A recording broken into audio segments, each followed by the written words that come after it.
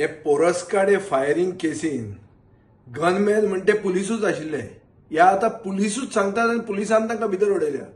हें आयकून गोंयांत लोकांक दिसता की गोंयांत म्हणटा सरकार म्हणटा ही वस्त आसा काय कितें. लॉ एंड ऑर्डर म्हणटा कंप्लीट कॉलेप्स जाल्ले आहा.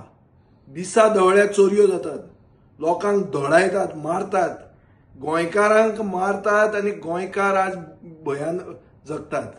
आणि पुलीसमॅन म्हणजे युनिफॉर्म घालून आसूंक जाय हे आज गुंड जाल्ले आहात. ही आज गोंयांत परिस्थिती आहा. एक गोंयचो मंत्री सांगता की IPS ऑफिसर गोंयांत इव्हेंट परमिशनां दिता म्हणून. गोंय नासतनाच IPS ऑफिसरांचें राज्य चालू आहा म्हणून.